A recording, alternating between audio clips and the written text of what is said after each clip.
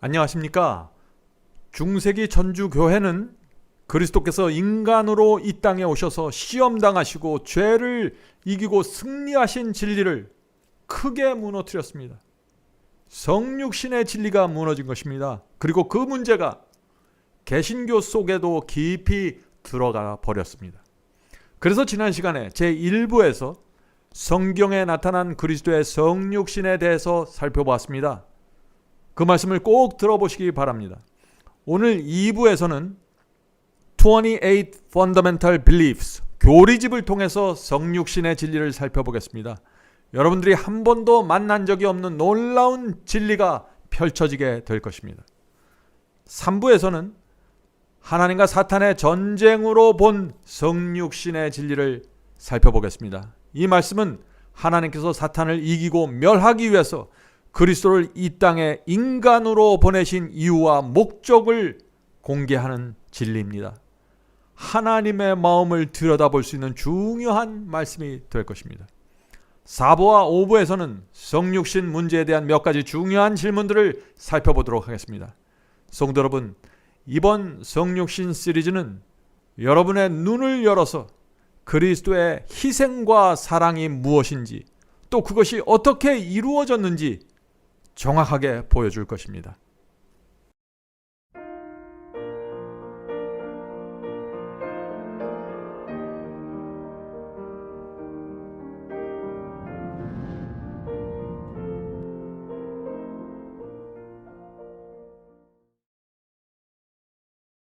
오늘 제가 나눈 말씀은 쉽지 않은 내용입니다. 근데 여러분이 바이블 칼리지를 잘 공부하셨으면 훨씬 더 쉽게 들으실 수 있는 내용이죠.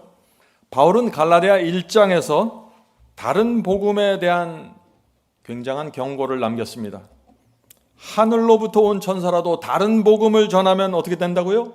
저주를 받는다고 선언했습니다. 자, 그런데 그것보다 더 강력한 경고가 있습니다. 그것이 무엇일까요? 사도 요한은 성육신의 진리를 무너뜨리는 자들에 대한 두려운 경고를 남겼습니다.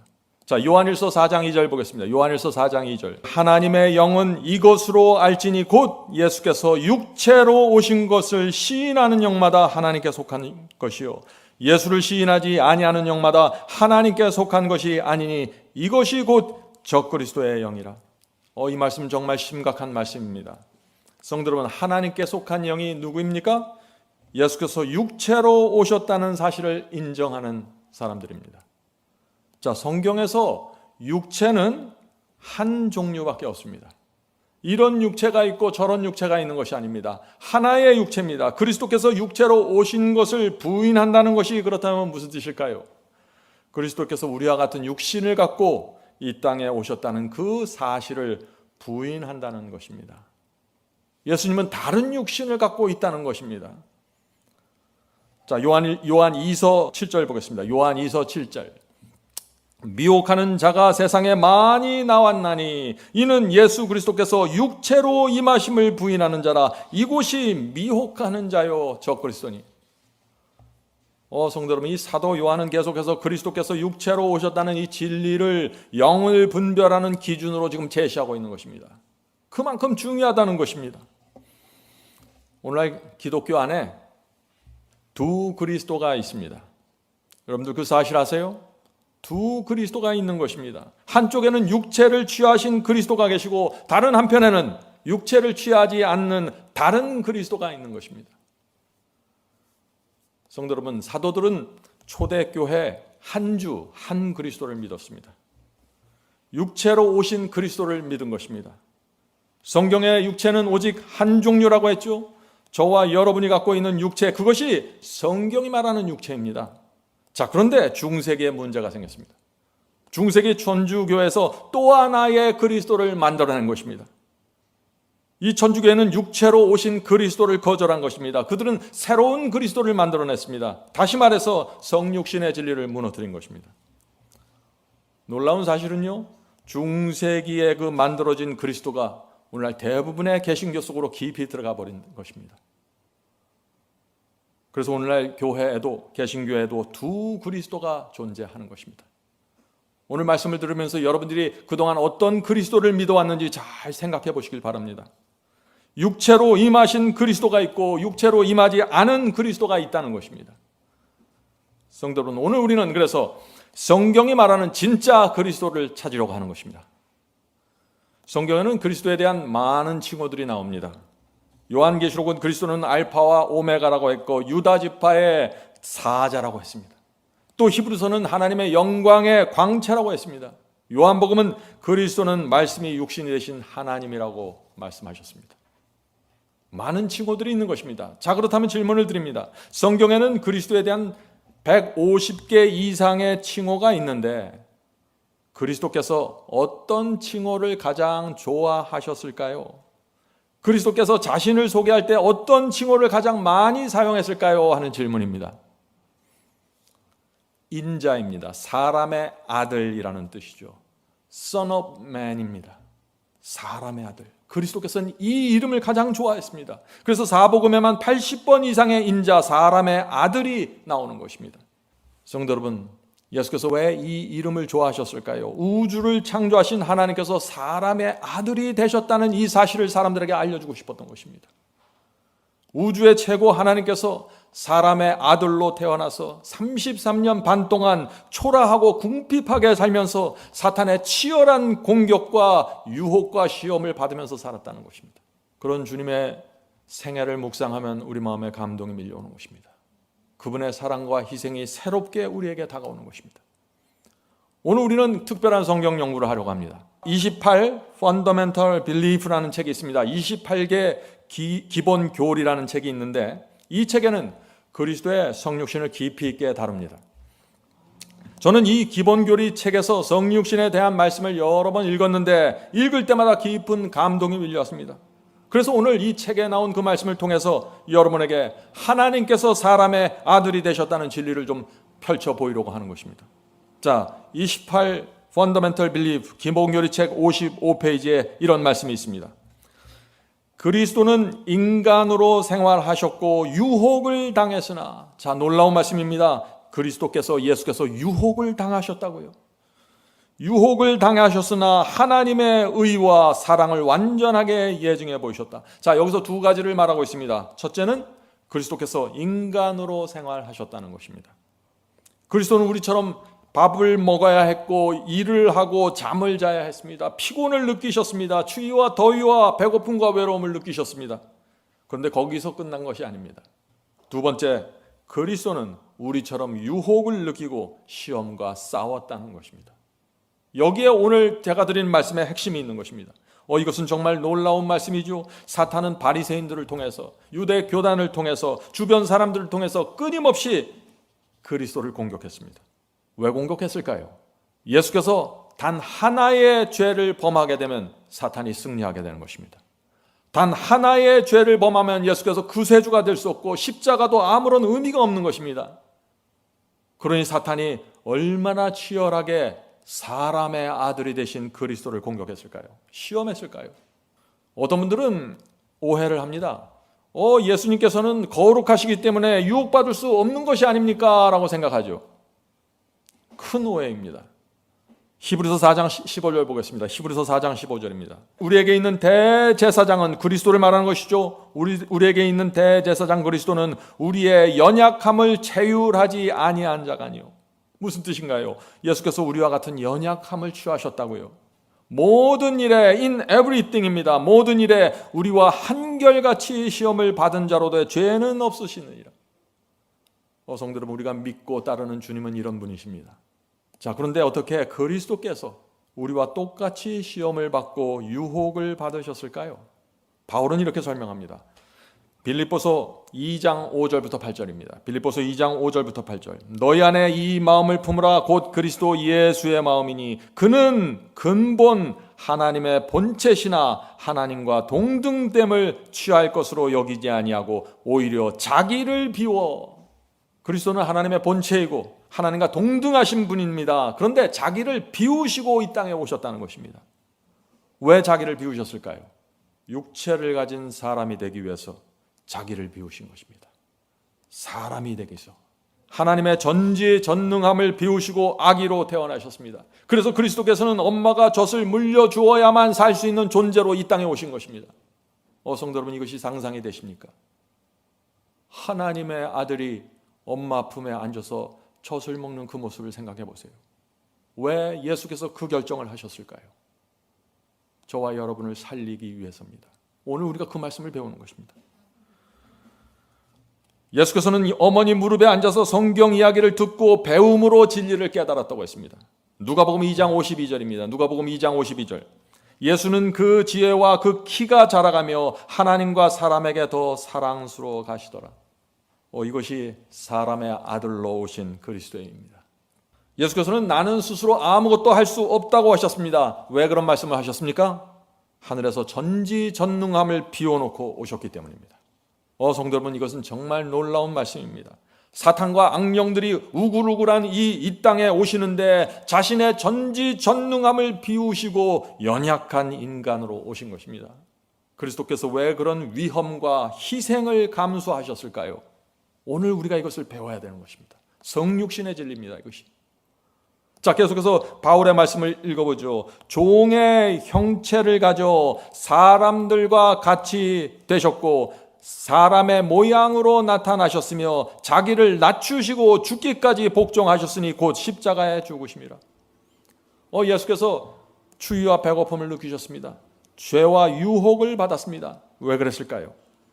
자기를 비우고 종의 형체를 가진 사람들과 같이 되셨기 때문입니다.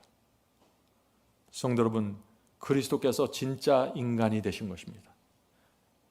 그리스도께서 이 인간이 되신 이유가 무엇일까요? 그런데 아담의 후손으로 태어난 모든 사람들이 당하는 그 고난과 그 시련과 그 유혹을 느끼고 당하기 위해서 인간이 되신 것입니다. 우리가 이 사랑과 희생을 이해할 수 있을까요? 주님의 사랑은 십자가에만 나타난 것이 아닙니다. 그분의 33년 반 동안의 인생 전체가 우리에게 하나님은 이런 분이라고 선포하고 있는 것입니다. 성도 여러분, 그리스도께서 육체로 오셨다는 이 진리를 정확하게 이해하면은 어떻게 됩니까? 그래서 주님의 사랑과 은혜를 깊이 바라보게 되는 것입니다. 주님 앞에 무릎 꿇고 이렇게 기도하게 되는 것입니다. 주여, 이 죄인을 용서해 주시옵소서. 저도 사람의 아들로 태어나신 그 주께서 가신 길을 제가 따라가겠습니다. 이제 죄와 불순종에 대한 핑계를 버리고 주님의 손을 잡겠습니다. 도와주시옵소서. 자, 계속해서 28 Fundamental Belief 66페이지 기본교리 책을 좀 보겠습니다. 그리스도께서는 하나님의 사랑을 나타내기 위하여 신적 권능을 사용하셨다. 그러나 그분은 다른 사람도 같은 처지에 있다면 당할 수도 있는 개인적인 고난과 고통에서 벗어나기 위하여 기적을 결코 행하지 않으셨다. 그리스도께서 그리스도를 하나님을 나타나기 위해선 가끔씩 신의 권능을 나타낸 적이 있지만 어떤 때는 사용하지 않으셨다고요? 개인적인 고난과 자신의 개인적인 고통과 고난에서 벗어나기 위해서 기적을 행하지 않으셨다고요.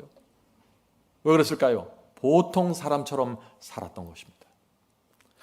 성도 여러분, 이것은 중요한 말씀이죠. 그리스도께서 그 권능을, 하늘의 권능을 자신의 유익을 위해서 사용하지 않으셨습니다. 고난과 고통을 피하기 위해서 하늘의 권능을 사용하지 않았습니다. 성도 여러분, 참 이것이야말로 그리스도께 큰 시험이 되지 않았을까요? 엄청난 능력을 갖고 있는데, 하늘의 권능을 갖고 있는데 그것을 사용하지 않고 한 인간으로 사신 것입니다.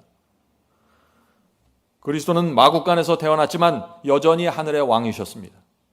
마음만 먹으면 언제든지 다시 하늘로 올라갈 수 있는 하나님이셨습니다. 그러나 고난과 고통을 피하기 위한 수단으로 그 하늘의 권능을 사용하지 않았다는 것입니다. 우리의 정확한 모본이 되길 원한 것입니다. 성도 여러분, 예수께서는 사탄이 주는 유혹과 죄를 무력화시키고 죄를 물리치기 위해서 감추어져 있는 신의 권능을 꺼내서 사용하지 않았다는 것입니다.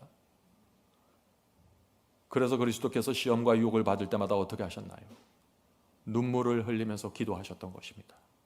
새벽마다 나가서 기도하신 것입니다. 말씀과 성령께 매달려 죄와 유혹을 물리셨습니다. 그래서 그리스도께서 우리의 모본이 되실 수 있었던 것입니다. 우리는 그리스도를 모본으로 바라봐야 되는 것입니다. 그것이 성육신의 진리입니다. 어떤 분들은 이런 질문을 합니다. 예수님은 안진뱅이를 고치고 죽은 자를 살렸습니다. 예수님은 하나님이니까 그런 능력을 행할 수 있었죠. 우리 인간은 그런 능력을 행하지 없잖아요. 그리스도는 우리의 모범이 아닙니다. 이런 얘기를 하죠. 정말 그럴까요? 구약시대, 신약시대 선지자들과 사도들이 죽은 자를 살렸습니다. 엘리사는 수넴 여인의 죽은 아들을 살렸습니다. 사도들도 오순절 성령을 받은 후 안진뱅이를 일으키고 죽은 자를 살렸습니다. 성도 여러분, 그리스도께서는 전지전능을 비우고 이 땅에 오셨어요. 그러나 하나님의 능력에 의지해서, 성령의 능력에 의지해서 사신 것입니다. 우리가 이것을 볼 수만 있다면 우리의 눈이 열리게 될 것입니다. 참된 그리스도를 바라보게 될 것입니다. 그래서 요한복음 14장 12절에 이런 말씀이 있는 것입니다. 요한복음 14장 12절, 내가 진실로 진실로 너희에게 이르노니 나를 믿는 자는 나의 하는 일을 저도 할 것이요 또한 이보다 큰 것도 하리니. 놀라운 말씀이죠. 우리가 주님보다 더 큰 능력을 행할 수 있다고요. 성도 여러분, 이것이 어떻게 가능할까요? 능력은 예수님 안에서 나간 것이 아니기 때문입니다. 우리도 마찬가지입니다. 능력은 우리 속에서 나가는 것이 아니라 성령께서 이루시는 역사입니다. 우리가 이것을 안다면 우리의 신앙 전체에 놀라운 개혁과 부흥이 일어나게 될 것입니다. 마태복음 17장 20절 보겠습니다. 마태복음 17장 20절. 이르시되 너희 믿음이 작은 까닭이니라. 진실로 너희에게 이르노니 만일 너희에게 믿음이 겨자씨 한 알만큼만 있어도 이 산을 명하여 여기서 저리로 옮기리라 하면 옮기질 것이요 또 너희가 못할 것이 없으리라. 이것이 믿음입니다. 성도 여러분, 믿음은 내 생각, 내 판단을 그냥 믿고 내 확신을 갖고 사는 것이 아닙니다. 믿음은 하나님의 말씀을 믿는 것입니다. 믿음은 성경에 기록된 하나님의 약속을 믿는 것입니다. 그것이 성경이 말하는 믿음입니다. 예수께서 자신의 생애를 통해서 믿음이 무엇인지를 보여주신 것입니다. 성도 여러분, 이제 여러분은 오해를 내려놓으셔야 됩니다. 예수께서 필요할 때마다 내 자기 속에서 전지전능한 능력을 꺼내서 이렇게 저렇게 사용했다. 그래서 예수께서는 죄를 승리하셨고 예수께서는 기적을 행하셨고 예수께서는 승리하셨다. 오해라는 것입니다. 그렇게 생각하면 하나님께서 사람의 아들이 되셨다는 이 성육신의 진리가 무너지게 되는 것입니다. 자, 이제 오늘날 기독교에서 가장 큰 오해를 받고 있는 문제로 들어가도록 하겠습니다. 여러분들 이 문제를 살필 때 기도하셔야 됩니다. 28 Fundamental Belief, 기본교리 책에 이 문제가 나옵니다. 그리스도는 인성으로 신성을 옷 입으셨으며 죄 있는 육신의 모양 혹은 죄 있는 인간 본성, sinful human nature죠. 죄 있는 인간 본성 혹은 타락한 인간 본성을 취하셨다. 여기에 놀라운 말씀이 나옵니다. 그리스도는 타락한 인간 본성을 취하셨다고요. 이 책은 로마서 8장 3절을 이용해서 지금 예수께서 타락한 본성, 죄된 본성을 갖고 오셨습니다 라고 말하고 있는 것입니다. 오늘날 많은 사람들이 이 말씀을 받아들이기가 어려워합니다. 그러나 바울의 말씀은 분명합니다. 로마서 8장 3절 보시겠죠. 로마서 8장 3절입니다. 자기 아들을 그리스도를 죄 있는 육신의 모양으로 보내어 육신의 죄를 정하사. 성도 여러분, 제가 처음부터 말씀드렸죠. 성경의 육체는 오직 하나밖에 없습니다. 그것은 죄된 육체입니다. 인류 역사에서 죄되지 않은 육체로 이 땅에 태어난 사람은 단 한 사람도 없어요. 예수께서도 인간이 되려면 반드시 죄된 육체, 죄된 본성을 받고 오실 수밖에 없다는 것입니다. 사람의 아들이 되시려면 말이죠. 자, 이제 질문을 드립니다. 자, 그리스도께서 인간이 되셨다는 진리를 살펴볼 때 가장 중요한 포인트가, 가장 중요한 핵심 이슈가 무엇입니까? 하는 것입니다. 주님께서 유전 법칙을 따라서 육신을 취했는가를 확인해야 하는 것입니다. 예수께서 그냥 하늘에서 뚝 떨어졌는가, 아니면 인간의 유전 법칙에 따라서 조상들이 갖고 있었던 그 유전 법칙과 유전자를 통해서, 세포를 통해서 이 땅에 오셨는가를 확인할 필요가 있는 것입니다. 성경은 이 점에 있어서 분명한 진리를 선포합니다. 중세기의 천주교회는 예수께서 인류의 유전 법칙에서 벗어나 이 땅에 오셨다는 교리를 세웠습니다. 어떻게 그런 교리가 가능할까요? 그들은 부모로부터 물려받은 육체를 타락한 본성을 죄라고 규정했습니다. 자, 이것은 천주교에서 시작한 개념입니다. 타락한 본성 이퀄 죄라는 공식을 세웠습니다. 자, 이렇게 믿으면 어떻게 될까요? 부모로부터 태어나는 순간 바로 죄인이 되어버리는 것이죠. 곧바로 예수님은 마리아로부터 타락한 본성을 물려받게 되는 것입니다. 그 아기로 태어나는 순간 말이죠. 그렇게 되면 예수님은 죄인이 되는 것입니다. 이것이 천주교에서 가지고 있던 사상입니다. 그렇게 되면 죄인은 구세주가 될 수 없는 것이죠. 자, 그래서 천주교가 이 문제를 또 해결할 수밖에 없는 것입니다. 어떻게 해결했을까요? 어떻게 이 예수님의 본성을 순결하고 완전한 것으로 만들었을까요? 예수님의 본성을 그 인간의 족보로부터 흘러내려오는 그 유전의 법칙으로부터 완전하게 벗어나게 하는 그 방법, 천주교에서 어떻게 그 방법을 찾았을까요? 그들은 무염시태설이라는 교리를 세웠습니다. 무염시태설이 무엇인가요? 하나님께서 마리아가 예수를 잉태하기 전에 그녀의 몸을 하나님께서 기적적으로 죄의 오염으로부터 완전히 분리시켰다는 교리입니다. 그것이 무염시태설입니다. 자, 이런 일이 생기자 그 다음에 어떤 일이 또 생겼을까요? 하나의 거짓 교리는 또 하나의 거짓 교리로 이어지죠. 예수님은 인류의 죄로부터 완전히 분리된 상태로 태어나는 것입니다. 다시 말해서 예수는 아담의 후손으로부터 받는 그 유전 법칙을 벗어나게 된 것입니다. 타락한 본성을 피하게 돼버린 것입니다. 우리처럼 시험과 유혹을 받지 않는 예수가, 새로운 예수가 나타나게 된 것입니다. 성도 여러분, 예수께서 저와 여러분처럼 시험과 유혹을 받으려면 우리의 본성, 우리와 같은 육체를 갖고 오실 수밖에 없는 것입니다. 그런데 천주교회가 다른 예수를 만든 것입니다. 다른 육체를 만든 것입니다. 추위와 배고픔, 외로움을 느끼는 예수여야 합니다. 그리고 우리의 연약함을 경험하시고 모든 면에 한결같이 우리와 같이 시험을 받는 예수님이어야 합니다. 그런데 다른 예수가 나타났다는 것입니다. 중세기에 말이죠. 그때부터 기독교에 두 그리스도가 존재하고 지금까지 존재하는 것입니다. 한 예수는 우리와 같은 예수님입니다. 우리의 모본이 되실 수 있는 예수입니다. 다른 예수는 우리와 다른 예수입니다. 우리의 모본이 될 수 없는 예수입니다. 여러분은 어떤 예수님을 영접하시겠습니까? 성도 여러분, 1세기에 사도 요한이 경고했던 적그리스도의 영을 잊으시면 안 됩니다. 이것이 정확한 가이드라인을 쳐주고 있는 것입니다. 요한이서 7절 보겠습니다. 미혹하는 자가 세상에 많이 나왔으니 이는 그리스도께서 육체로 임하심을 부인하는 자라. 이것이 미혹하는 자요 적그리스도니. 성도 여러분, 이 말씀은 정말 어둠 속을 비치는 등대와 같은 말씀입니다. 예수께서는 반드시 육체로 오셔야 되는 것입니다. 성경에 육체는 하나밖에 없다고 했죠. 그것은 죄된 본성입니다. 우리와 같은 육신입니다. 시험을 받을 때 시험을 받고 유혹이 올 때 유혹을 느끼는 그런 본성, 그런 육체를 예수께서 받으셔야 하는 것입니다. 바울은 예수께서 죄 있는 육신으로 오셨다고 강조했죠. 로마서 8장 3절을 다시 읽겠습니다. 자기 아들을 그리스도를 죄 있는 육신의 모양으로 보내어 육신의 죄를 정하사. 성도 여러분, 사도 요한도 그렇고 사도 바울도 그렇고 왜 사도들은 자꾸 예수께서 육신을 취하셨다, 죄 있는 육신을 취하셨다 하는 이 사실을 강조할까요? 거기에는 하늘의 위대한 목적이 있는 것입니다.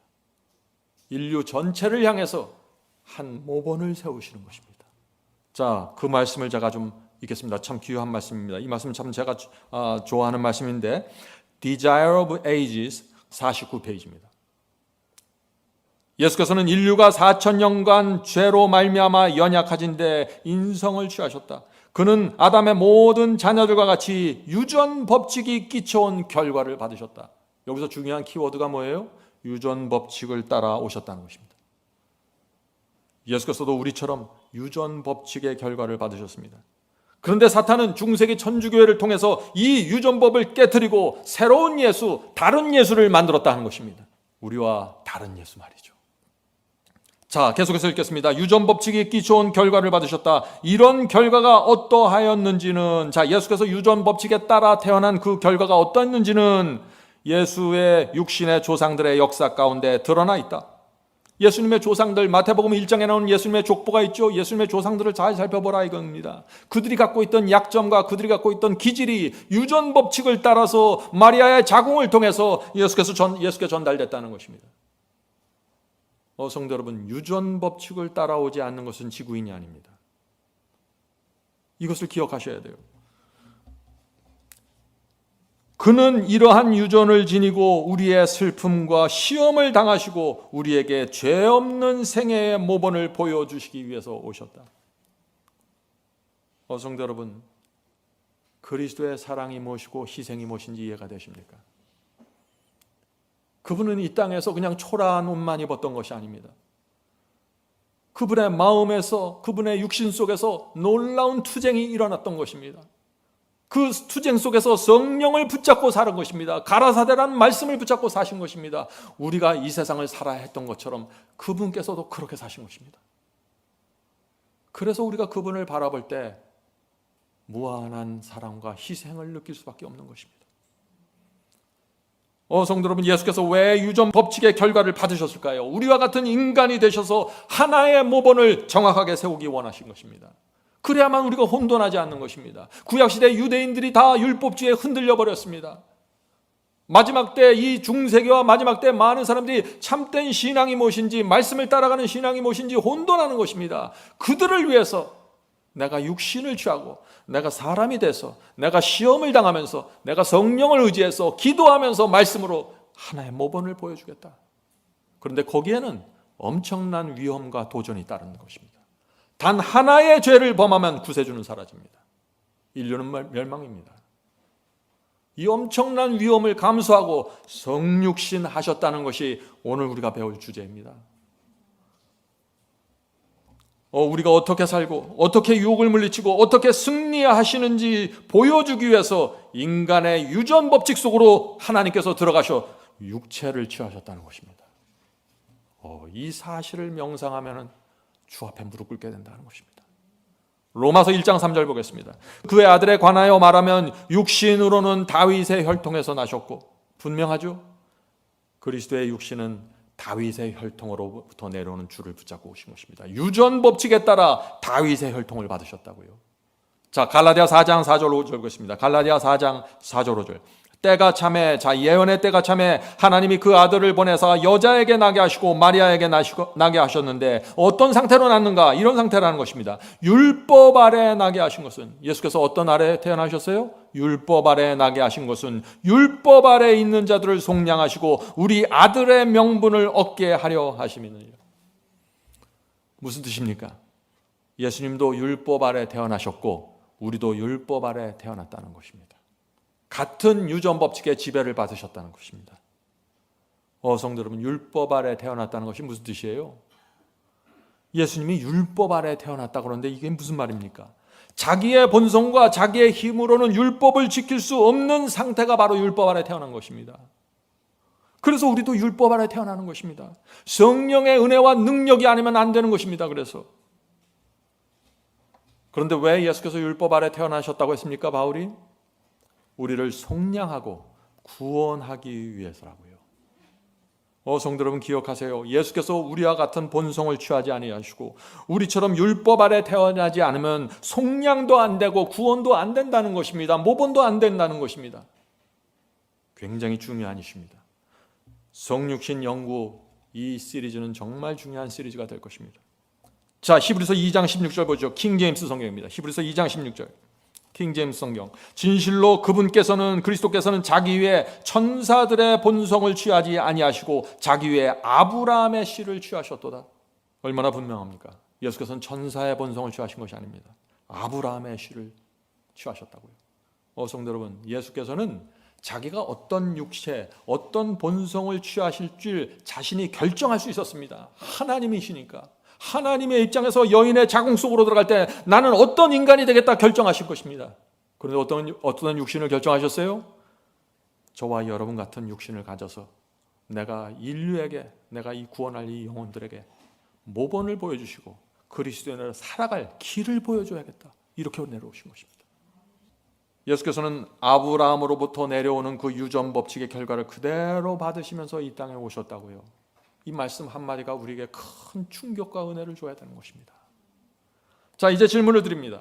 예수께서는 왜 인간의 유전의 결과를 받으셨을까요? 천사의 본성을 취하지 않고 왜 인간의 본성을 취하셨습니까? 하는 질문입니다. 이제 여러분은 이런 질문에 대답할 수 있어야 됩니다. 모본이 되기 위해서입니다. 저와 여러분에게 모본이 되기 위해서 말이죠. Selected Message라는 책이 있습니다. 그 책에 이런 말씀이 있습니다. 굉장히 중요한 말씀입니다. 만약 주님께서 인간의 본성을 취하지 않았다면 우리들의 모본이 되실 수 없었을 것이다.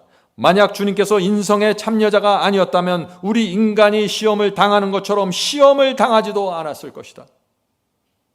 만약 주님께서 시험에 굴복하는 일이 가능치 않았다면 우리를 도울 수 있는 분이 되지 못했을 것이다. 그리스도께서 인간의 자격으로 인간을 위하여 싸움을 싸우시려고 오셨다는 것은 하나의 엄숙한 진실이었다. 뭐예요? 예수께서 아침에 일어나서 세상에 나가 살기 전에 기도하셔야 됐다는 것입니다. 하늘에 계신 아버지, 오늘도 제게 성령을 주시옵소서.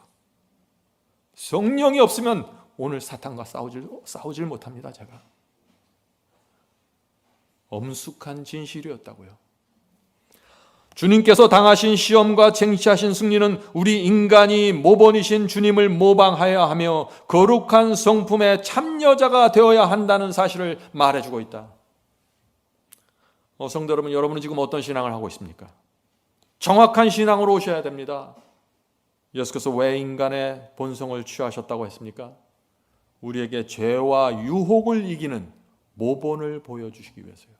우리와 같은 위치에 서서, 같은 입장에 서서, 같은 고지에 서서 사탄을 어떻게 방어하고 어떻게 시험과 유혹에서 물리치는지 보여주신 것입니다. 모본을 보여주시면서 얘들아 이제 나를 따라와라. 나의 성품에 참여해라. 내가 성령을 구했던 것처럼 너희도 그렇게 구하면서 따라와라. 이렇게 얘기하실 것입니다.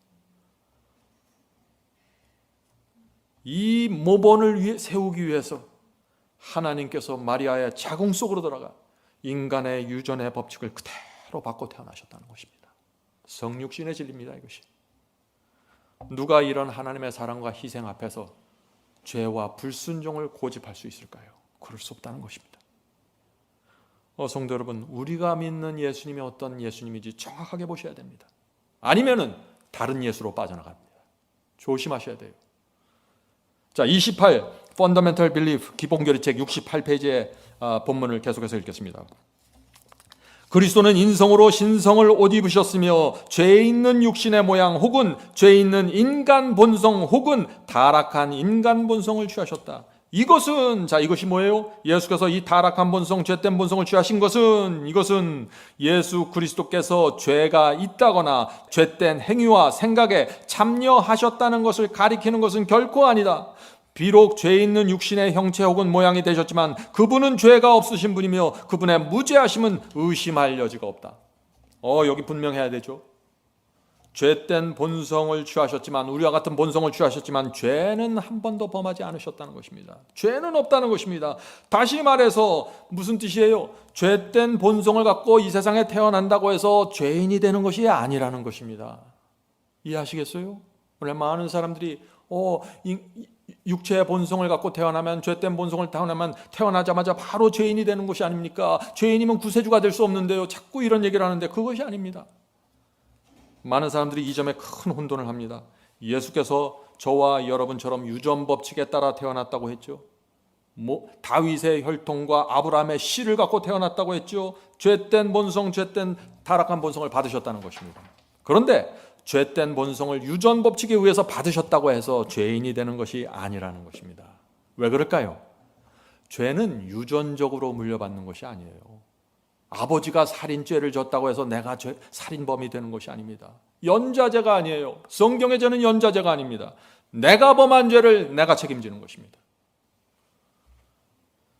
죄는 내가 마음으로 악을 선택하고 붙잡는 것입니다.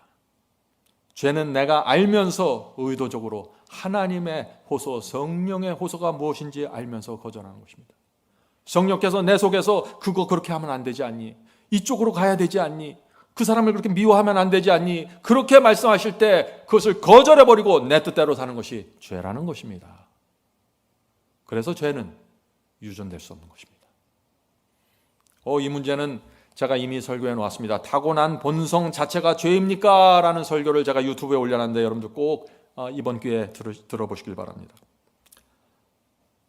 자, 성도 여러분, 우리 앞에서 읽었던 그 본문에 이런 말씀이 나오죠. 이 말씀이 무슨 뜻입니까? 다시 한번 읽어보죠. 그리스도께서 타락한 본성을 취하셨다고 해서 그리스도께서 죄가 있다거나 죄된 생각에 참여한 것은 아니다. 비록 죄 있는 육신을 취하셨지만 그분은 죄가 없으신 분이며 그분의 무죄하심은 의심의 여지가 없다. 자, 예수께서 유전적으로 물려받은 본성은 타락한 본성입니다. 그런데 성품은 거룩하셨다는 것입니다. 단 하나의 죄도 없으셨습니다. 많은 사람들이 이 점에 큰 혼돈을 하는 것입니다. 어떤 혼돈인가요? 성경은 본성과 품성을 구분해서 말하고 있는데 사람들은 이것을 섞어서 생각하는 것입니다. 머릿속에서. 그래서 혼돈에 빠지는 것입니다. 성경은 본성과 성품을 구별합니다. 자, 본성이 뭐예요? 성경이 말한 본성. 부모로부터 물려받고 나오는 기질과 성향입니다. 본성은 그래서 태어나면서 어머니 뱃속에서 딱 떨어질 때 본성이 결정됩니다. 유전적으로 받는 그것이 결정되는 것입니다. 그런데 성품은 물려받는 것이 아닙니다. 성품은 내가 살면서 형성되는 것입니다. 예수께서 아기로 태어나면서 받은 본성은 우리와 같습니다. 타락한 본성입니다. 그러나 예수님의 성품과 마음은 순결하고 거룩한 것입니다. 점도 없고 흠도 없습니다. 단 하나의 죄도 없습니다.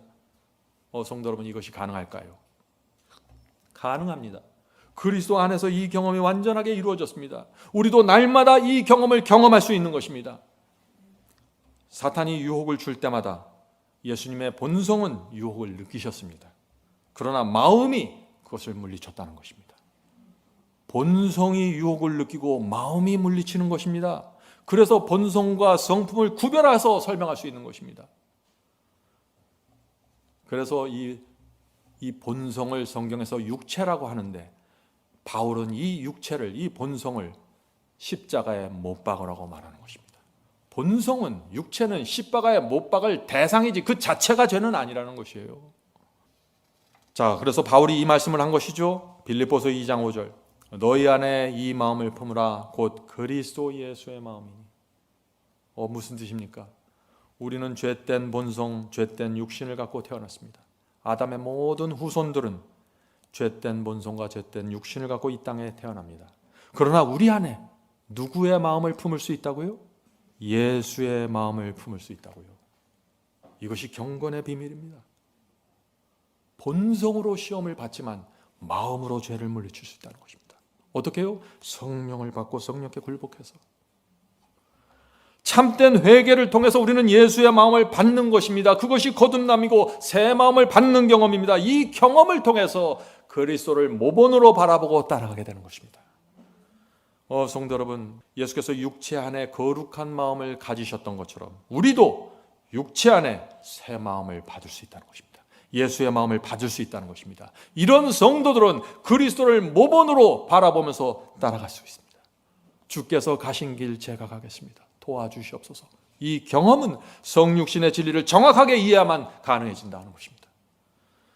성도 여러분, 이 본성과 성품의 차이 정확하게 이해하면 거듭남을 이해하게 되고 죄에 대한 승리를 이해하게 됩니다. 성육신의 진리가 눈앞에 정확하게 드러나게 되는 것입니다. 본성과 성품 혼돈하지 마세요. 제가 다시 강조합니다. 많은 분들이 오해하기 때문에 제가 강조하는 것입니다. 예수님의 성품과 마음에는 죄가 없었습니다. 한 번도 죄를 범한 적이 없습니다. 죄된 생각을 품은 적도 없습니다. 그러나 예수께서 태어나실 때 받았던 그 본성은 타락한 본성이라는 것입니다. 그래서 예수께서 시험을 느끼고 유혹을 느끼고 이 세상을 살았던 것입니다. 사탄이 바로 이 점을 보았던 것입니다. 이 점을 노리고 날마다 예수께 찾아와서 집요하게 공격했던 것입니다. 무엇을 공격해요? 예수께서 취하신 그 타락한 본성과 육신을 공격한 것입니다. 자극하면서 사람들을 통해서, 교회를 통해서, 가족들을 통해서 끊임없이 공격하는 것입니다. 단 하나의 죄도 범하게 만들 수 있다면 구세주는 사라져버리는 것입니다. 이것이 사탄이 노린 것입니다. 성도 여러분, 예수님과 사탄의 투쟁의 그 실체가 무엇인지 보셔야 되는 것입니다. 그래야 우리의 신앙이 그리스도께 나가게 되는 것입니다. 예수께서 이 땅에서 치르신 투쟁은 우리가 날마다 당면하게 되는 실제적인 투쟁이었습니다. 우리가 예수님의 투쟁이 정말 어떤 것인지 알게 되면 어떻게 될까요? 그분께 달려가 무릎 꿇게 되는 것입니다. 주님, 저 같은 죄인을 받아주셔서 감사합니다. 저도 주님을 따라 날마다 주 앞에 가고 성령께 굴복하겠습니다. 주님의 그 공로와 승리가 헛되지 않게 만들겠습니다. 도와주시옵소서. 제가 가다가 혹시 넘어지면 제가 담대히 은혜의 보좌 앞에 나가 용서받고 다시 일어서서 나가게 도와주시옵소서. 저는 주님을 내 법원으로 삼겠습니다. 이것이 승리의 복음입니다. 몇 해 전에 한 장로님이 제게 질문을 했습니다. 참 기가 막힌 질문을 했습니다. 이런 질문입니다.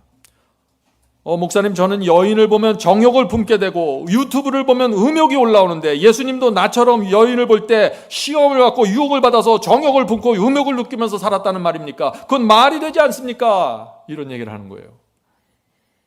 제가 어떻게 대답해야 될까요? 이렇게 대답했습니다.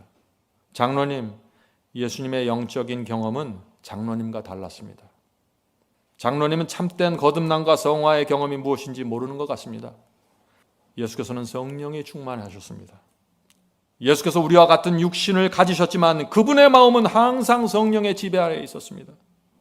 장로님, 유혹과 시험을 받는다고 해서 항상 육신에서 정욕이 올라오는 것이 아닙니다. 우리의 마음이 성령의 지배를 받고 있으면 밧세바가 수없이 몰려온다고 해도 쓰러지지 않습니다.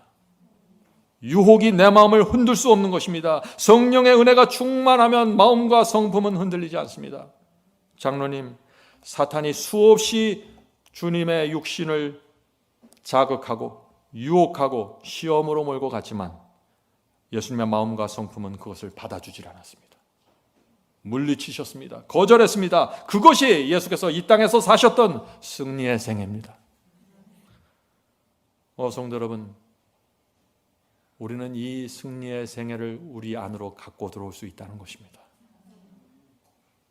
예수께서 시험과 유혹을 받으셨을 때 어떻게 하셨을까요? 그분 하나님께 달려가 간절히 기도했습니다. 성령을 구하셨고 성령을 붙잡고 하늘에 계신 아버지, 제가 이 유혹을 거절합니다. 도와주시옵소서. 이렇게 기도하는 것입니다.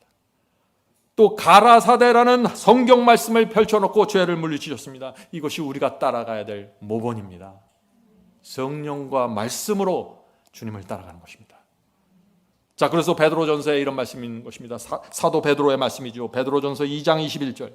이를 위하여 너희가 부르심을 입었으니 그리스도도 너희를 위하여 고난을 받으사 너희에게 모본을 끼쳐 그 자취를 따라오게 하려 하셨느니라. 얼마나 분명합니까? 예수께서 우리처럼 유전 법칙을 따라 우리와 같은 육신을 갖고 이 땅에 오셨기 때문에 베드로가 이런 말씀을 하실 수 있는 것입니다. 자, 예수께서 그런데 왜 육신을 취하고 고난을 받으셨습니까? 왜 우리와 같은 그 시험과 유혹을 받으셨습니까? 너희에게 모본을 끼쳐 그 자취를 따라오게 하려 하셨느니라. 성도 여러분, 성육신의 진리가 중요한 이유가 무엇일까요? 그리스도를 우리의 정확한 모본으로 세우고 바라보게 하는 것입니다. 이것이 마음속에 세워지지 않으면 맨날 뿌연 안개 속에서 신앙하게 되는 것이에요. 순종을 하다가 안 되면 인간이 어떻게 순종을 해, 은혜로 구원받아야지, 이를 빠져버리는 것입니다. 그러나 주님의 모본이 정확하게 세워져 있으면 시험과 유혹이 올 때 다른 생각하지 않고 주 앞에 나가, 주여, 이 육신이 충동을 느낍니다. 유혹을 느낍니다. 도와주시옵소서. 2000년 전에 예수께서 받으셨던 그 도우심이 제게 필요합니다. 이렇게 기도하게 되는 것입니다. 이런 사람은 다른 복음으로 빠져나갈 길이 없습니다. 오늘 많은 분들이 예수께서는 우리처럼 타락한 본성을 취하셨다고 말하면 깜짝 놀라죠. 어떻게 그럴 수가 있습니까? 하고 놀라는 것입니다. 놀라지 마세요. 오늘 나누는 이 성육신의 진리는 사실 여러 개신교 신학자들에서 오래전부터 검증되고 확인된 진리입니다. 자, 오늘 그래서 제가 그 여러 신학자들이 어떤 이야기를 했는지 좀 여러분에게 좀 나눠드리겠습니다. 스위스의 유명한 장로교회 신학자가 있죠. 칼 바르트입니다. 한국 사람들에게 잘 알려진 신학자입니다. 칼 바르트 이렇게 얘기했습니다. 말씀이 육신이 되신 육신은 아담의 타락으로 인해 명확하게 구분지어진 인성의 형태를 취하신다. 자, 신학자의 말이라 좀 어렵게 들리죠? 이런 뜻입니다. 아담은 완전하게 창조되었지만 죄를 범한 후에 본성이 타락한 본성으로 변했다는 것입니다. 이 타락한 본성을 갖게 되었는데 죄를 범하기 이전엔 완전한 본성이었고 이후는 타락한 본성이었는데 이 둘을 나누는 분명한 경계선이 생겼다는 것입니다. 아담이 죄를 범함으로. 계속해서 읽겠습니다. 그러나 하나님께서 그리스도 안에 두신 본성은, 자, 하나님께서 그리스도 안에 넣어두신 그 성육신할 때 그 주신 본성은 타락한 우리의 본성과 동일한 것이로서, 자, 오늘 제가 나눈 말씀과 정확하게 일치되는 얘기죠. 예수께서 그리스도 안에 두신 본성, 어떤 본성? 타락한 본성이라는 것입니다. 계속해서 읽겠습니다. 타락한 우리의 본성과 동일한 것이로서 그 구원하는 진리를 약화시키거나 애매하게 하는 일이 있어서는 절대로 안 된다. 이 칼 바르트는 핵심을 정확하게 본 사람입니다. 예수께서 타락한 본성을 취하셔야만, 우리와 같은 육체를 가져야만 구원의 진리가, 승리의 복음이 정확하게 세워질 수 있다는 것입니다.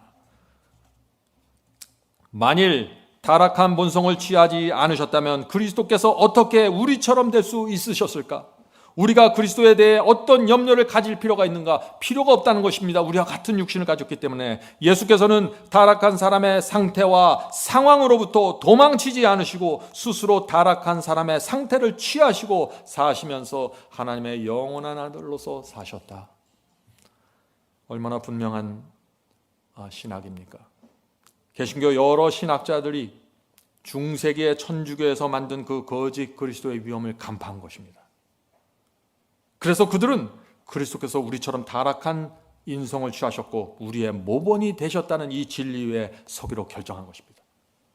여러 교파에서 이런 신학자들이 나오고 있어요. 자, 그 여러 신학자들이 이런 사람들입니다. 에드워드 얼빙, 장로교 신학자, 그리스도는 죄된 육체를 갖고 이 땅에 오셨다고 말합니다. 토마스 얼스카인, 성공의 신학자입니다. 그리스도는 타락한 본성, 우리와 같은 본성을 갖고 이 땅에 오셨다, 성육신 하셨다고 말합니다.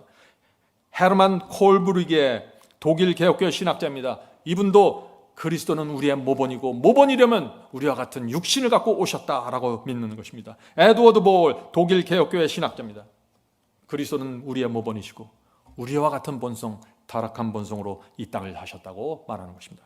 자, 칼 바르트, 스위스 개혁교회 신학자죠. 토렌스 TF, 스코틀랜드 장로교 신학자입니다. 넬스 페레, 크랜필드, 영국 장로교 신학자입니다. 해롤드 로버츠, 감리교회 신학자입니다. 레슬리 뉴비긴, 장로교회 신학자. 스토퍼, 독일 개혁교회 신학자. 앤더스 니그렌, 스웨덴 루터교회 신학자. 바렛 CF 바렛, 감리교회 신학자. 울프하드 페넨버그, 독일 루터교회 신학자. 에릭 베이커, 감리교회 신학자. 왜 이렇게 제가 구차하게 이런 사람들의 이름을 이렇게 장황하게 늘어놓을까요? 저는 설교할 때 이 어떤 교단의 이름이나 신학자를 거론하지 않으려고 노력하는 사람인데 오늘은 제가 거론합니다. 왜냐하면 그리스도께서 타락한 인성을 취하셨다는 이 신학이 마지막 사명에서 만들어낸 고유의 신학이 아니라는 것을 제가 알려드리는 것입니다. 주님을 모본으로 바라보고 온 마음을 따라가는 성도들은 교파와 교회와 교단을 초월해서 성육신의 진리의 중심을 바라보게 될 것입니다. 자, 28 펀더멘탈 빌리프 기본교리책 68, 69페이지에 있는 본문을 읽겠습니다. 성경은 아담과 그리스도를 비교하여 아담을 첫사람, 그리스도를 마지막 아담 혹은 둘째 사람이라고 부른다. 고린도전서 15장에 있는 말씀이죠. 자, 예수님을 둘째 아담이라고 부르는 이유가 무엇일까요? 자, 읽어보죠. 그러나 아담은 그리스도보다 유리한 입장에 있었다. 타락할 때 그는 낙원에 살았다. 그는 신체와 심령에 활력이 넘치는 완전한 인성을 소유했다. 무슨 뜻이에요? 아담이 선악과를 따먹기 이전에 하나님께서 아담을 창조하셨을 때 그 상황에서는 아담은 뛰어난 지력과 활력을 가졌다는 것입니다. 완전한 본성을 갖고 있었다는 것입니다. 예수님과는 비교할 수 없는 본성이었다는 것이죠. 계속해서 읽겠습니다. 예수님은 그렇지 못하였다. 분명하죠? 예수님은 그렇지 못하였다. 예수님의 인성은 아담이 타락하기 전에 가지고 있었던 그런 완전한 인성이 아니었다는 것입니다. 타락한 인성을 가졌다는 것입니다. 자, 그 이후에 좀 더 분명하게 말합니다. 그분은 죄로 저주받은 이 땅에서 4,000년에 걸쳐 이미 타락해버린 인간적 본성을 취하셨다. 분명하죠. 이 기본교리 이 책은 예수께서 인간의 타락한 본성을 취하셨는데 아담으로부터 4,000년 동안 퇴락한 그런 본성을 가지고 오셨다고 말하고 있는 것입니다. 계속해서 읽겠습니다. 그리스도는 아담의 타락하지 않는 본성과 비교해 볼 때 신체적, 정신적 활기가 떨어진 인간적 본성을 취하셨다. 그럼에도 불구하고 그는 죄를 짓지 않으셨다. 성도 여러분, 얼마나 분명합니까?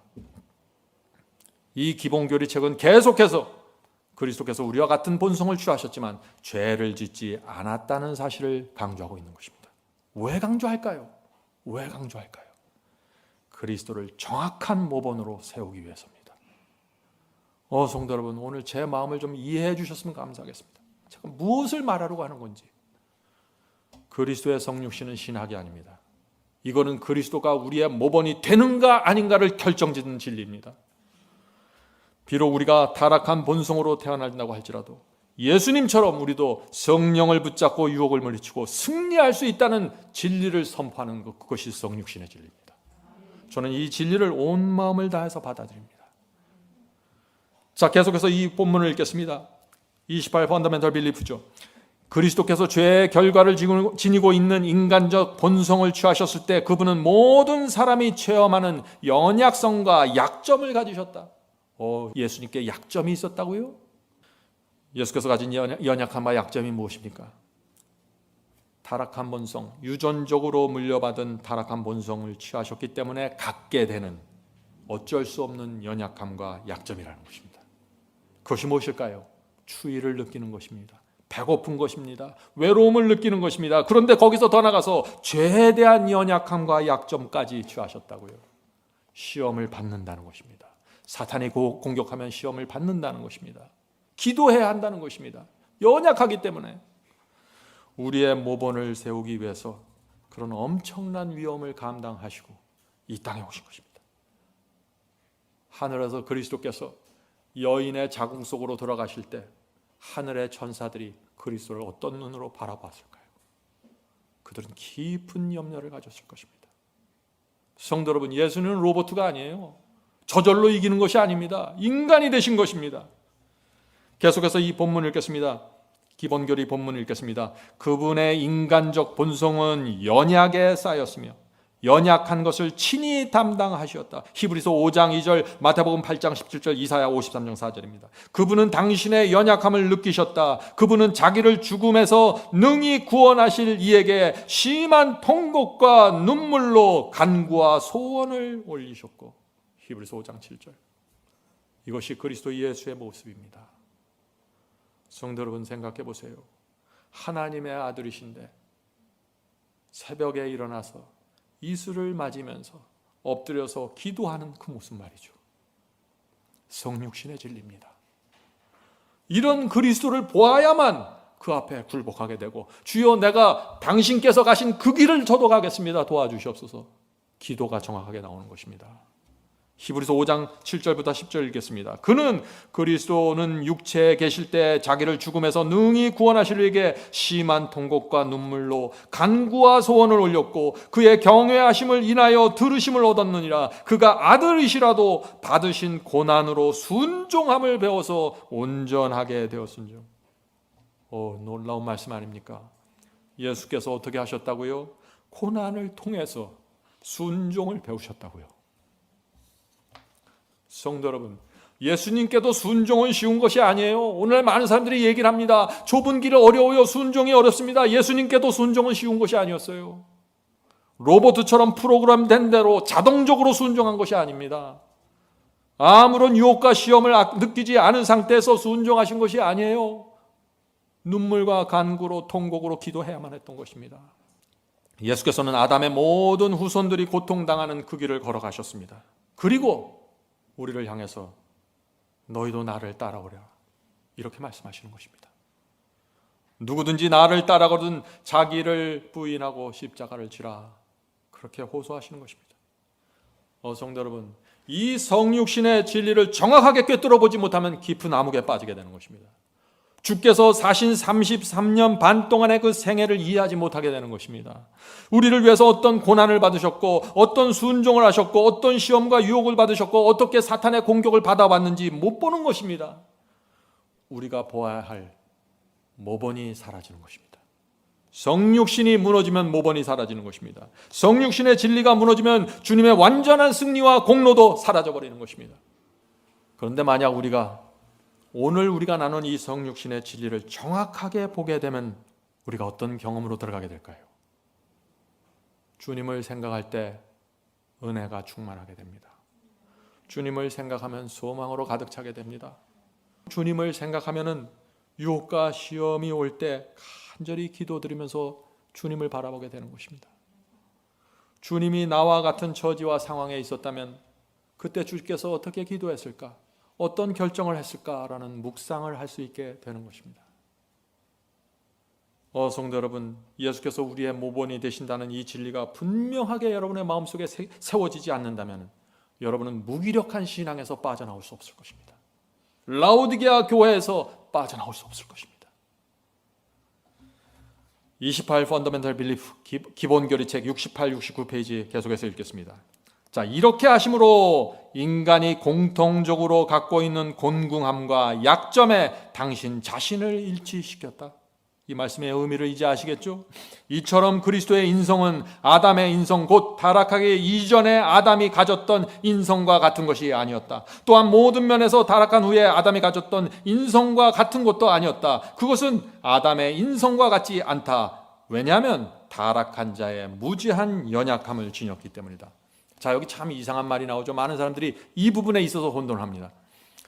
주님은 아담이 타락하기 이전의 본성을 취한 것이 아니고 아담이 타락한 이후의 본성, 죄된 본성을 취한 것도 아니라고 말하고 있는 것입니다. 그렇죠? 참 이상하죠? 이것이 무슨 뜻입니까? 지금 아주 자세하게 설명하는 것입니다. 지금 이 저자는. 분명한 것은 뭐예요? 예수님은 아담이 타락하기 이전에 갖고 있었던 그 완전하고 순결한 본성을 취하지 않으셨다는 것입니다. 그렇게 되면 그리스도께서 모본이 될 수 없기 때문에 그건 안 되는 것이에요.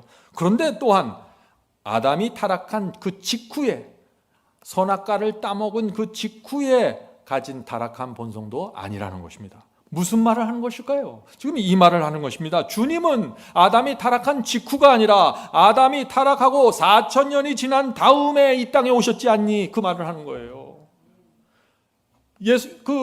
아담의 후손들, 예수님의 조상들이 갖고 있었던 그 많은 누적된 유전자의 법칙을 따라서 이 땅에 오신 것이 아니니 훨씬 더 열악한 인성을 갖고 오셨다는 것이에요. 그걸 말하고 있는 것입니다. 예수님은 죄를 범했던 그 에덴 동산의 그 아담의 본성보다 훨씬 더 타락한 본성을 취하셨다는 것입니다. 그런데 본문에서 또 이렇게 얘기합니다.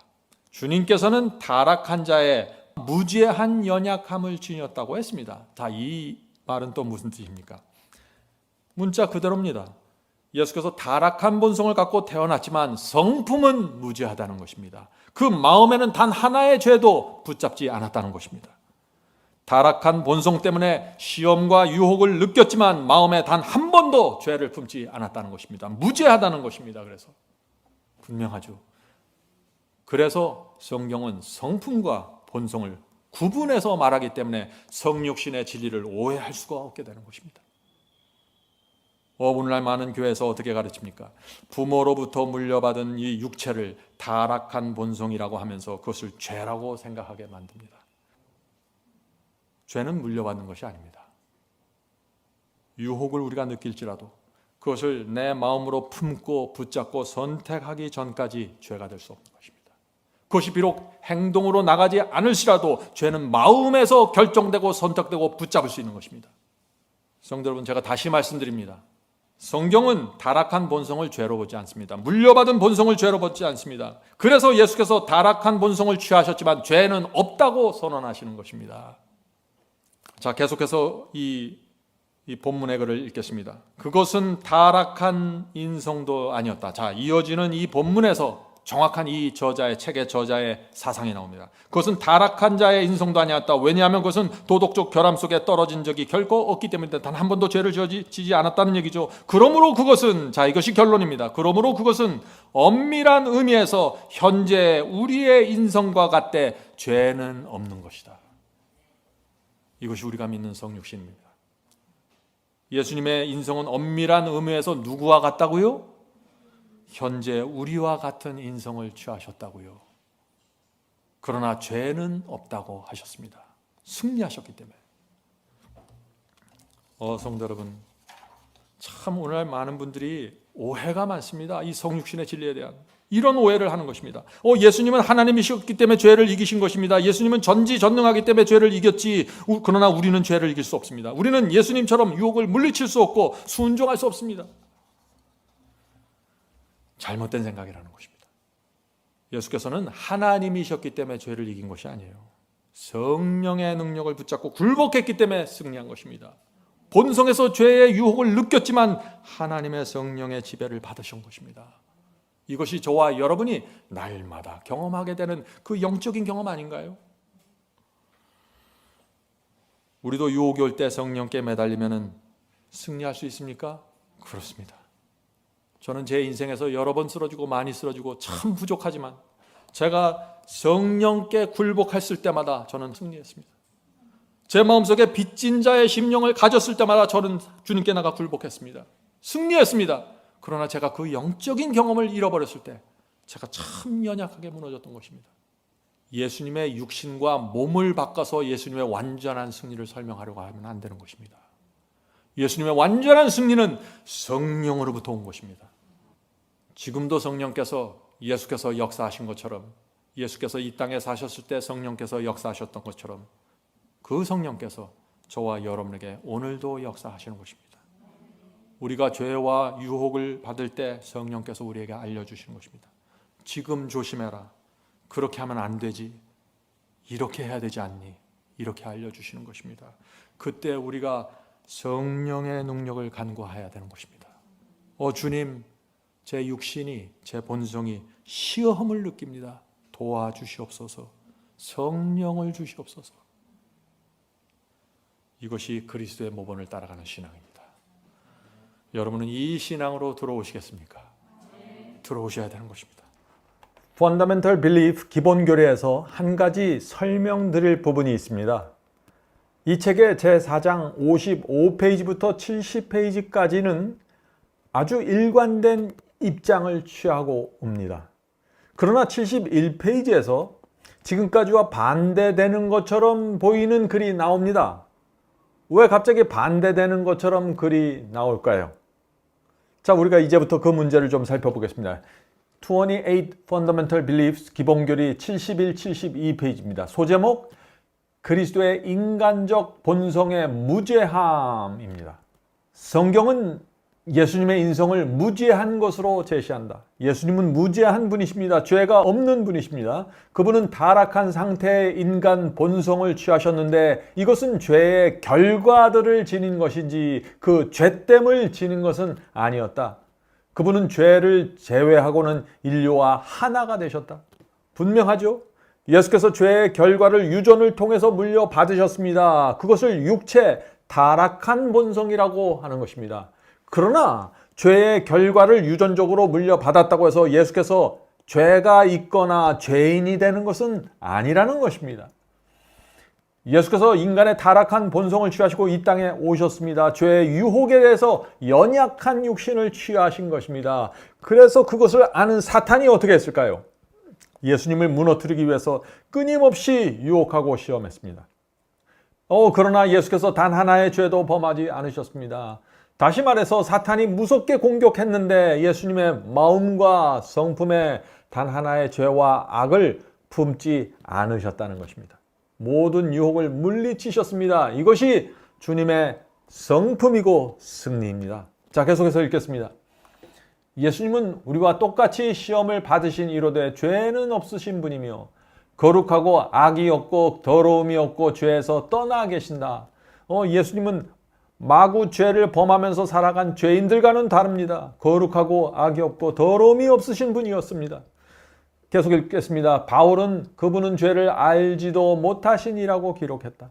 베드로는 그는 죄를 범하지 아니하시고 그 입에 거짓이 없으시다고 증언했으며 또한 그분을 흠없고 점없는 어린 양으로 비유했다. 분명합니다. 성도 여러분, 예수님은 단 하나의 유혹에도 쓰러지지 않았습니다. 그래서 바울은 예수께서는 죄를 알지도 못하신 이라고 한 것입니다. 성도 여러분, 우리가 한 가지 분명하게 짚고 넘어가야 할 것이 있는데, 우리가 예수님의 육신에 대해서 말할 때는 항상 타락한 본성이라고 해야 합니다. 그러나 예수님의 성품에 대해서 말할 때는 거룩하고 악이 없고 더러움이 없는 성품이라고 말해야 하는 것입니다. 왜냐하면 죄를 범한 적이 없기 때문이죠. 성경은 본성과 성품을 분리해서 말씀합니다. 우리도 마찬가지입니다. 우리도 타락한 육신으로 태어나지만 바울은 너희 가운데 예수의 마음을 품으라고 말하고 있는 것입니다. 예수님도 마찬가지죠. 타락한 본성, 우리와 같은 타락한 본성을 취하고 이 땅에 오셨지만 주님의 마음은 순결하고 죄로 오염되지 않은 마음이었습니다. 성육신 진리에서 반드시 이해해야 할 이 포인트가 이것입니다. 자, 계속해서 읽겠습니다. 예수님은 온갖 불리한 조건을 가진 우리의 본성을 자진해서 취하셨다. 분명하죠? 예수께서는 온갖 불리한 조건을 가진 우리의 본성을 자진해서 취하셨다고요. 그러나 그분은 유전적 오염이나, 지금 예수님의 마음을 말하고 있는 것입니다. 그러나 그분은 유전적 오염이나 타락과 실제적인 죄와는 무관하셨다. 예수님은 악한 성향이나 기질 혹은 죄된 정욕을 갖지 않으셨다. 이것이 예수님의 마음이라는 것입니다. 예수님은 죄의 오염이나 타락이 없다고 했고 악한 성향이나 기질, 죄된 정욕을 전혀 갖지 않으셨다고 했습니다.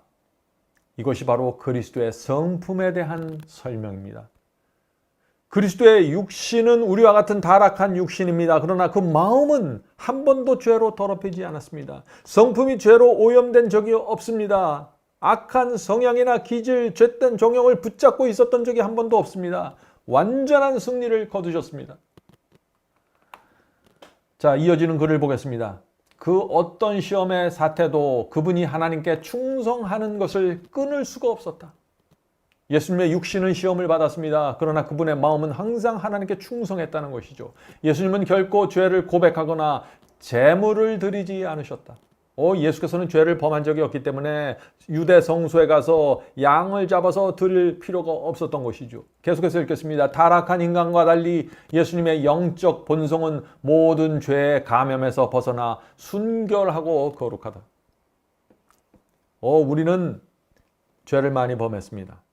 그러나 예수님의 본성은, 영적인 본성은 죄를 범하지 않기 때문에 순결하고 거룩했다는 것입니다. 유혹을 물리쳤고 죄를 한 번도 범한 적이 없기 때문에 죄의 감염에서 벗어나 계셨다 하는 것입니다. 순결하고 거룩하다 하는 것입니다.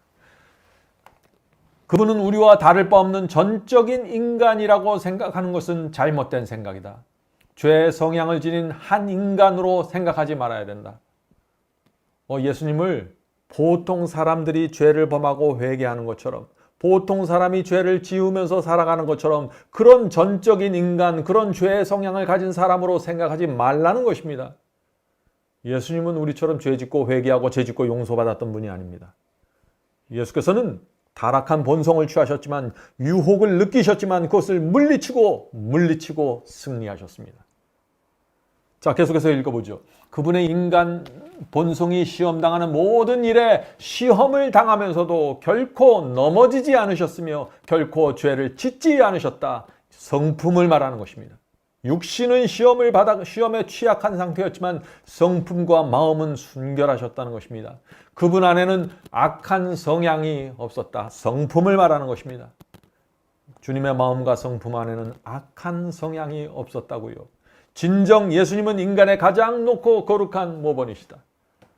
성도 여러분, 예수께서 취하신 본성과 육체는 우리처럼 타락하고 죄된 것입니다. 그러나 그분의 마음은 단 한 번도 유혹에 굴복하지 않았고 죄로 물들지 않았습니다. 그분의 성품은 단 한 번도 죄로 기울어지지 않았습니다. 그분의 마음은 악한 성향으로 굽어지지 않았습니다. 왜 그럴까요? 주님의 마음이 은혜와 성령으로 충만했기 때문입니다. 그분의 마음에 말씀이 충만했습니다. 그래서 유혹이 뚫고 들어올 틈이 없었던 것입니다.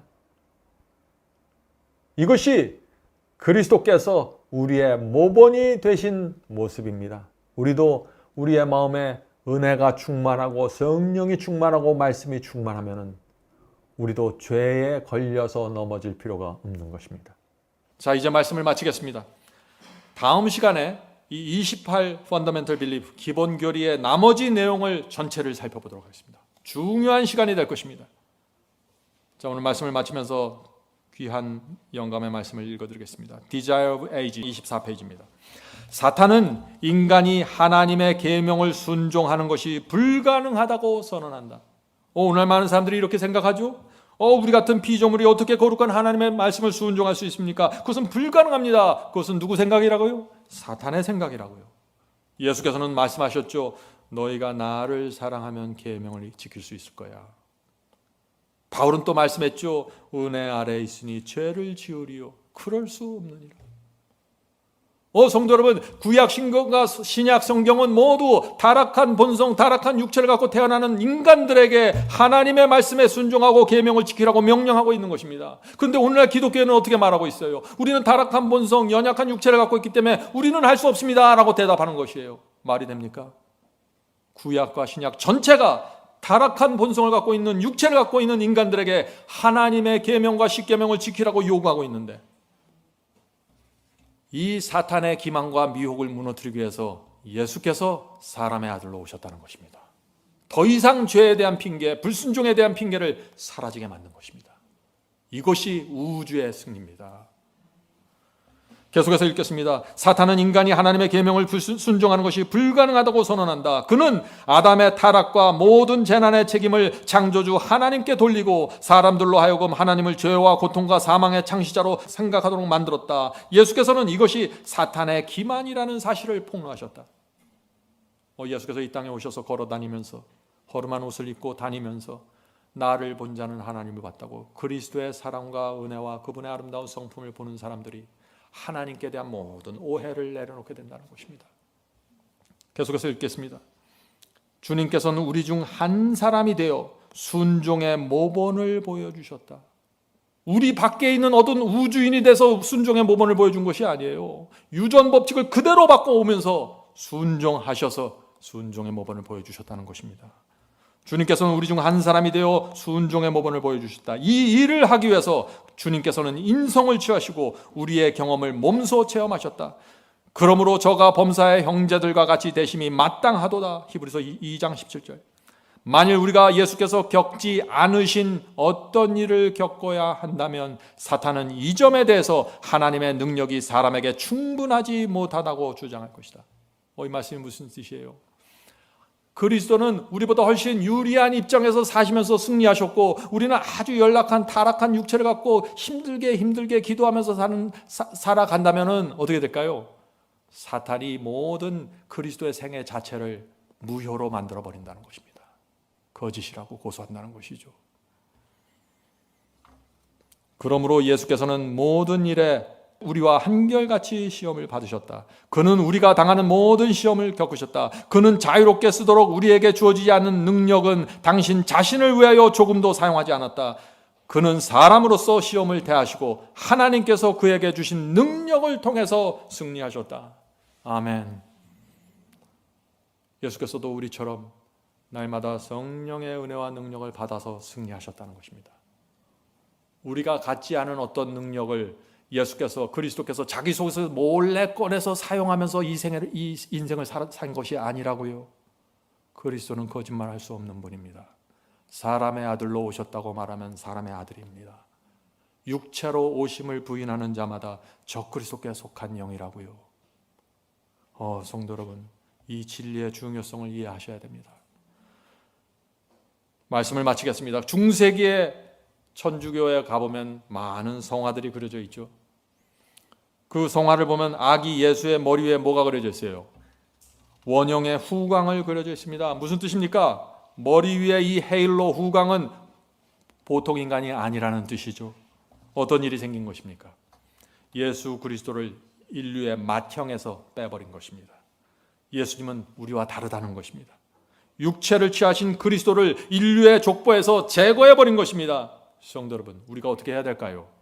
우리는 아기 예수 머리 위에 있는 그 헤일로 후광을 치워버려야 되는 것입니다.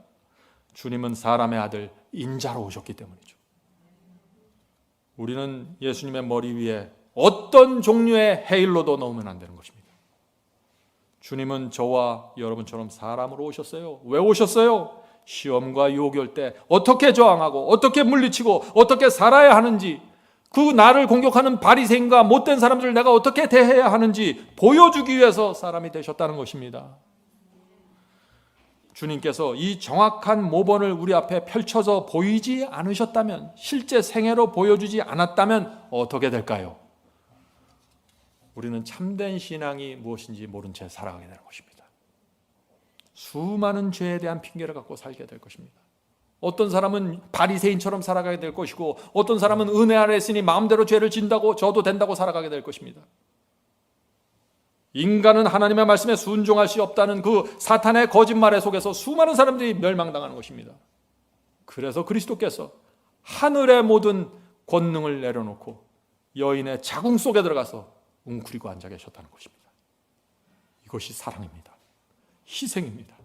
십자가만 사랑이라고요? 아니요. 아기로 탄생하신 예수님의 생애 전체가 우리 앞에 사랑으로 세워져 있는 것입니다. 저는 그래서 이 찬송을 좋아합니다.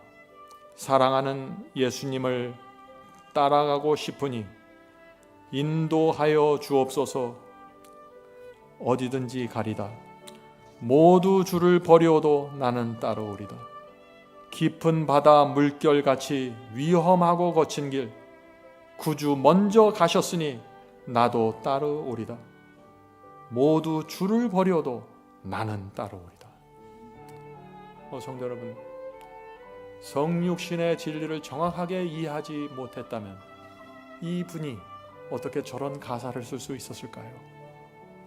성령께서 우리 마음에 정말 그리스도의 투쟁과 그분의 위험과 그분의 고민과 그분의 인생 전체를 하나의 모본으로 우리에게 보여주시길 제가 간절히 바랍니다.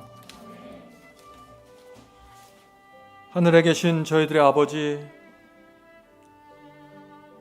그리스도께서 육신을 취하시고 이 땅에 와주셔서 정말 감사합니다. 주께서 그렇게 하지 않으셨으면 우리가 무엇을 기준으로 보고 이 세상을 살아갈까요? 주여, 저희와 같은 입장으로 오셔서 저희와 같은 처지에서, 저희와 같은 위치에서, 저희와 같은 고지에 서서 사탄과 싸우고 승리하셨다는 그 진리가 저희의 마음에 새겨질 수 있도록 도와주시옵소서. 더 이상 죄와 불순종에 대한 핑계를 버리고 저희가 넘어졌으면 넘어졌다고 말할 수 있도록 도와주시옵소서. 7번 넘어져도 8번째 다시 일어나서 주님을 따르길 원합니다. 주님의 사랑과 희생을 볼 때 저희가 포기할 수 없는 사람들입니다. 저희가 이제 주님이 없으면 살아갈 수 없는 사람들입니다. 주여, 저희를 불쌍히 여겨주시고 인도해 주시옵소서. 이 세상의 모든 사람들이 주님의 성육신을 이해하지 못하고 다른 예수를 믿고 따를지라도 저희는 성경의 주님을 믿고 따라가기 원합니다. 육신으로 임하신 예수 그리스도, 사람의 아들이 되신 인자 그리스도를 보면서 따라가겠습니다. 주여, 날마다 저에게 오셔서 성령으로 인도하시고 말씀으로 인도해 주시옵소서. 예수님의 이름으로 간절히 기도드립니다. 아멘.